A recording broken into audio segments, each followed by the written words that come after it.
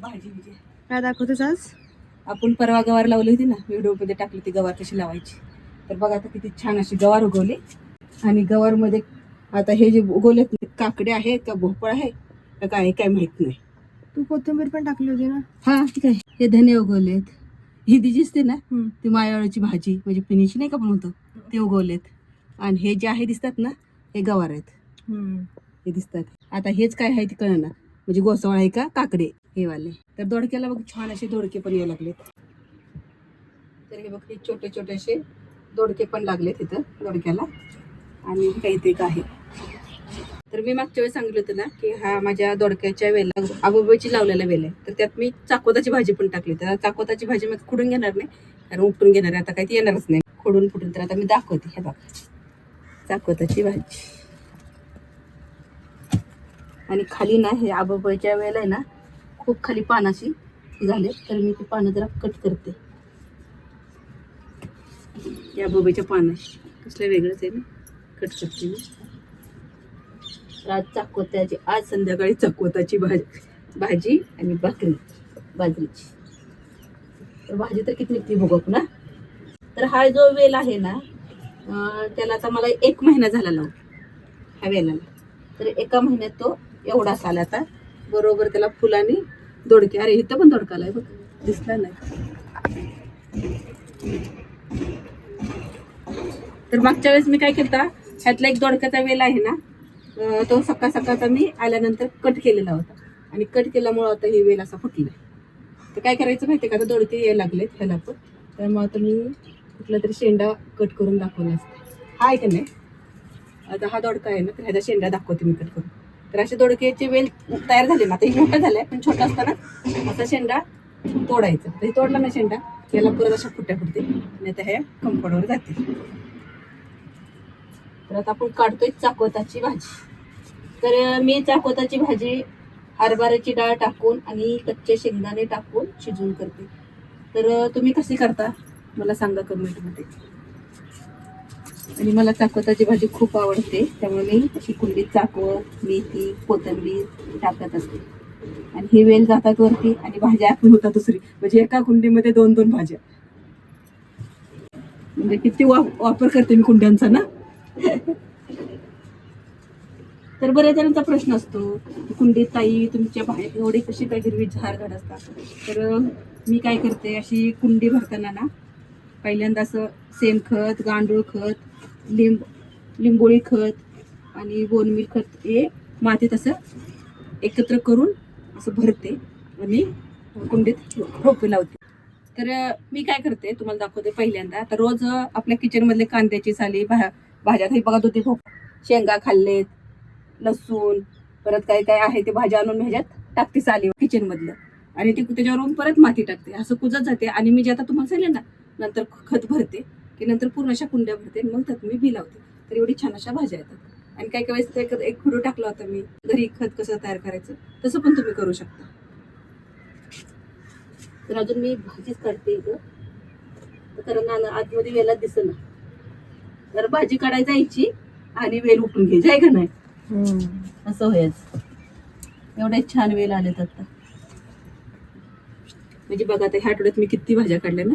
आणि खाली पण आता मेथी आली पालक आलाय. अजून मला भाजी लावायची आहे. आता काय झालं माहितीये का ही भाजी छोटी छोटी राहिली का नाही त्याची सावली पडली ना पानांची त्यामुळे भाजी ज्याला ऊन लागलं ना तीच भाजी छान आली. आणि ज्याला सावली पडली ना किती नाही आली. तर असे दोडक्याची वेल किंवा दुधी भोपळ्याची वेल आहेत ना त्याला किमान 5 ते 6 तास ऊन पाहिजे तर असं छान येतात. हे काही एवढी भाजी अजून एका साईडला आहे नंतर मी काढते. तर आता हे बघा 2 दुधी भोपळे.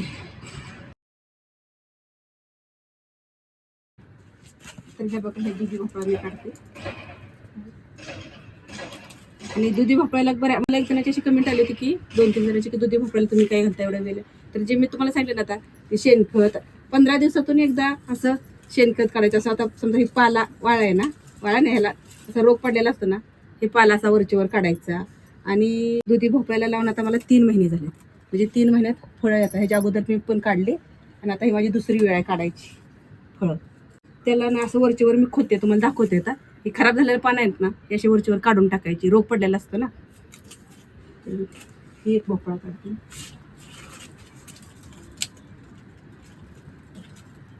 आता हे काढले बघा, आजूबाजूला दुसरे आले आहेत. परत रोग पडल्यामुळे काय काय बारीक बारीक किडे पडतात ना, आणि त्या किड्यामुळे हे जे फळं आहेत ना खराब होतात ना त्याच्यामुळे, कारण त्यात मग आतमध्ये काळे काळीच फळं निघतात. तर 2 भोपळे छान आहेत ना. तर ही जी दुधी भोपळा आहे ना, आता ही पानं जर अशी मी काढूनच घेते सगळी, तर ह्याला काय करते, वरच्यावर हे असं मी हे खोदून घेते. अशी दिसते कडक झालंय ना, असं असं मी खोदते आणि ह्याला खत टाकते. परत खोदून जरा एक दिवस असं ऊन जरा लागलं पाहिजे, आणि मुळ्या आहेत ना, मुळ्या जरा हलक्या केल्या पाहिजे. तर वरचीवर असं करायची, अशी खोदणी करायची. आणि दुसरं म्हणजे ताक आणि गूळ मिक्स करायचं, आणि त्याचं पण ह्याला पाणी टाकायचं 15 दिवसातून, महिन्यात असं वाटेल तसे टाकून द्यायचं.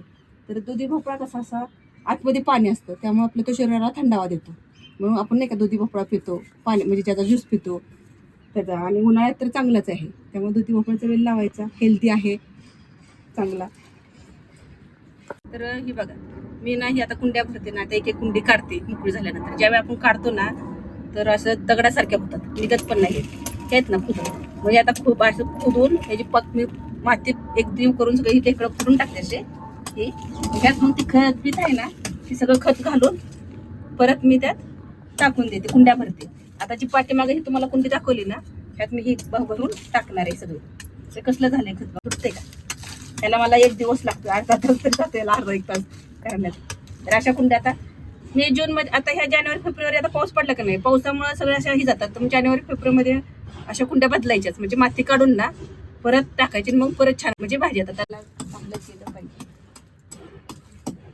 पण आनंद पण वाटतो. कारण एवढी फुटते, अगोदर कष्ट वाटतं बाबा किती, आणि नंतर फळ आली की नाही खूप आनंद होतो.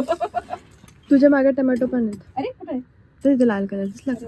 2 आहेत की, हे दोन्ही पण घे, एक घेऊ, दोन्ही पण घेऊन टाक. एकच आहे जराशी. एकच घे मग. काय थोडंसं चिकन होऊ द्यायचं, परवा नाही छान आलंय का आतमध्ये, बघू ते आतमध्ये नाही जात ते पण आला ह्याचा वाळ्या कशाने काय माहिती, पाणी जास्त झालं त्याला. ती मोहरी पण आली काढायला, तर पिवळी पिवळी व्हायला लागली. आणि मी काय केलं होतं माहितीये का, एक ड्रॅगन फ्रूट येईन आपल्याकडे, तर ड्रॅगन फ्रूटचा एक तुकडा असा काढला आणि तिथं लावला, मग आता किती केवढा आला दिसला? नाही दिसला का? इथे पुढे हे तिथं बऱ्याच जणांनी प्रश्न विचारला होता ना, ड्रॅगन फ्रूट लावून येतं का? तर मी काय केलं, तोडला आणि ह्याच कुंडीत लावला. तर ही फांदी तोडलेली होती ना, ही दिसते ना, आणि याला वरती आली ही दुसरी. एक मी व्हिडिओ टाकला होता ह्या फुलाचा. हे फुल कशाचं आहे मला सांगा. तर एक जणाने म्हटले कृष्ण कमळ आहे, एक जण म्हटलं काय आहे, काय आठवण मला, तर असंच काहीतरी सांगितलं त्यांनी. त्याचं फुल आहे, तर हे आहे अननस. म्हणजे 2 कमेंट होत्या त्यातलं, म्हणजे दोन्ही पण चुकीच्या, एक बरोबर होते अननस म्हणून 3 कमेंट मधले. आणि एक काय केलं तर ती फुलं मला आठवणच. आणि ह्याला पण आता छान अशी दुधी यायला लागले तिकडे पण. तिचं मी हे लावलेलं बघितलं असेल, गोसावळ्याचा वेल, म्हणजे गोसावळ फुडून लावलं होतं. तर आता ह्या बिया अशा उगवून आले, आणि ह्याच्यात मी जे चिलाची भाजी टाकलेली आहे ती आता उगवते. ह्या शेंगा आता ठेवलेल्या आहेत बियासाठी, आणि ह्यात बघा ती बी पडून उगवलेली मायावळीची भाजी. आता ही 2-3 दिवसांनी काढून घ्यायची. आणि त्यातच आंबट चुक्याचं बी पडलं असेल ना चुकून असं, तर हे उगवले आंबट चुका. आणि हे मी काकडी लावली, काकडीचा काही मी व्हिडिओ दाखवला नव्हता, पण हे बघा मी काकडी लावली हे. आणि आता भाजी उगवली, चवळीची भाजी असणार आहे ती.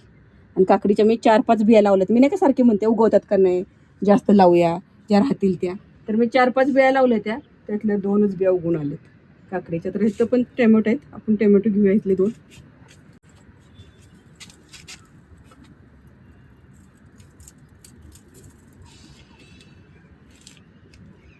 म्हणजे आज टोमॅटो, दुधी भोपळा, चाकवत, आणि अजून खाली काय मिळते भाजी बघ, कोथिंबीर आली, कोथिंबीर घेऊया. तर हे बघा, कांदा घेऊया का, खायचे का? तर बघा हे माझं वांग्याचं झाड, त्याला 2 वांगे आले, मोठीच्या मोठी आहेत. पण ही वांगी जरी मोठी असली ना तर आतून कवळीच असतात, दिसायला मोठी दिसतात. तर हे एक वांग, इथं मेथीची भाजी उगवली.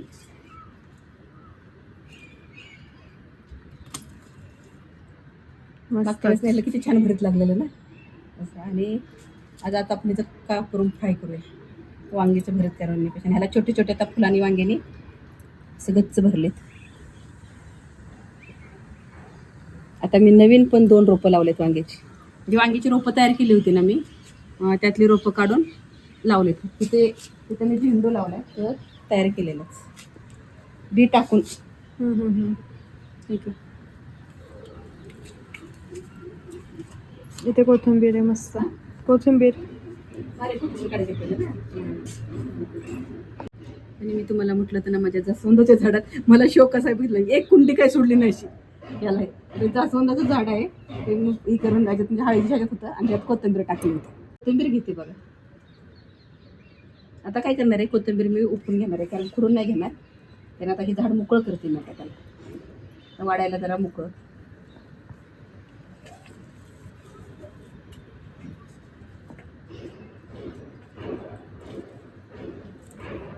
कारण एका कुंडीत टाकच तर का नाही लगेच मला कोथिंबीर येते. दुसऱ्या कुंडीत घेऊ सगळीच घे. इथे वासाला मला छान. किती छान येते ना. हम्म. झाली मोकळी कुंडी. आता ह्याला उद्याच्याला मी खाणार, ह्याला जरा खत टाकणार ह्या झाडाला, म्हणजे सगळ्यात हे होते मस्तपैकी येतात. अजून काही होईना, झाड सुकले पण फुटेल, कारण फुटायला लागले एकदम खालून खालून. तर बघा आज एवढी मला कोथिंबीर किती छान वास येते. तर आता ही संपस तर ना मी तुम्हाला दुसरी दाखवते, की एक संपली की मी आता दुसरी लावली. म्हणजे ह्या महिन्यात माझ्या भाज्या किती दिवस तुम्हाला भाज्या बघायला भेटल्या नव्हत्या ना, तर आता बघा सुरुवात.